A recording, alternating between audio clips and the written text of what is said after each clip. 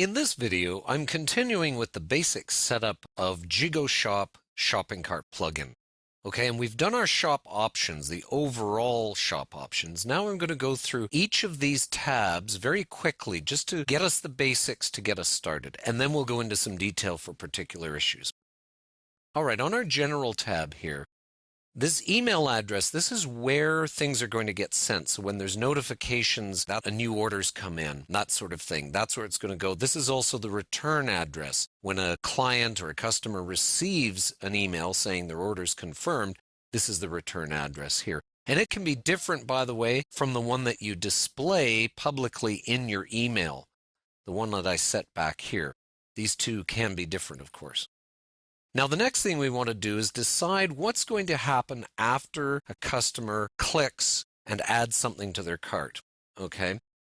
Now, with JigoShop, staying on the same page actually can work out fairly well. Let me just briefly show you what happens. I'm going to go and add an item to the cart here. Hang on one second here. Let's get back to our home page. And let's say I add this to my cart. Watch what happens. It tells you the product was successfully added. Okay, so there's confirmation. That's really what customers want. You can also click immediately to view the cart if you want. Okay, and there's actually another way up here, depending on your theme that you've got, it will actually have a mini cart up here that again says there's one item in it, so you were successful. So from that standpoint, I don't mind leaving this stay on the same page. Sometimes, though, you may want to automatically redirect them either to the cart or to the checkout. And to the checkout almost functions like a buy now button in a way, right? I'm just going to add this to the cart and immediately I'm done. So it depends on what you're selling and how you're selling and so on. All right, there's some other ones here that we're not going to worry about and we'll come back to, like these ones to do with your styling. We'll come back to that when we're setting up the theme itself. On the checkout page, allow guest purchases. Now all three of these are by default. I would leave allow guest purchases on. Some people don't like to become a customer. They want the choice to just fill in their information for that order and that's it, okay? But if you want to force people to actually become a customer, their information stays on file, not their credit card information, but their shipping address, all of that sort of thing, that stays on file. Anyway, allow guests, we'll just leave that for now. And if you are going to have secure browser lock on this SSL, you can force having that on the checkout, but of course you've got to have a certificate for your hosting, an SSL certificate. I prefer to leave this off, and the actual checking out where the credit card and everything gets applied, that actually happens on PayPal or a third party. If you're using PayPal, don't forget not all of these have PayPal as their payment processor, right? So for example, if you're paying by check, you wouldn't need secure serving like this unless perhaps people are concerned that their information, even just their address, is being picked off. Sometimes people like that security as well. So if you want that, you have to have an SSL certificate and then you would turn this on. Okay. And just briefly here, there's a bit of integration you can do. Share This, take a quick peek. Share This is a service that provides social media links for you. Here's an example of what it looks like if you have this turned on.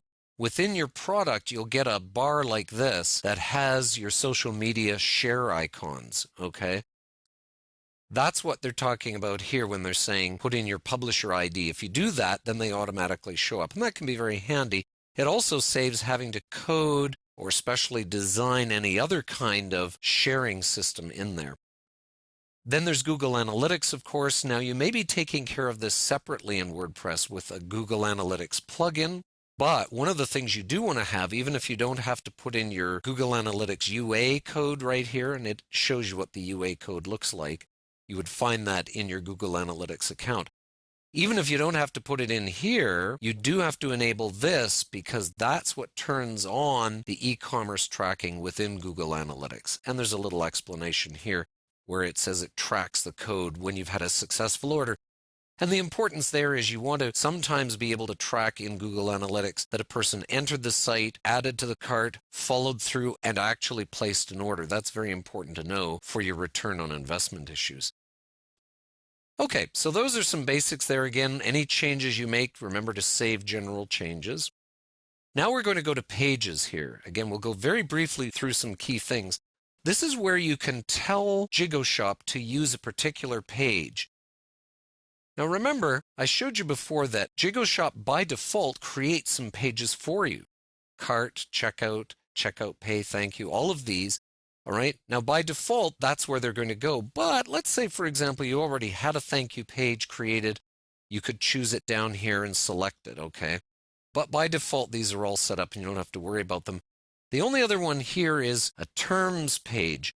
If you want to force customers to read a terms page, if you select something here, notice by default there's nothing. If you choose a page here, and obviously you'd create one with your terms on it, then JigoShop will automatically demand that the person check off and say, I accept your terms. If they don't do that, they can't check out. Again, that's kind of a handy thing to do. Notice here, save pages. Again, if there's any changes, we didn't happen to do any this time.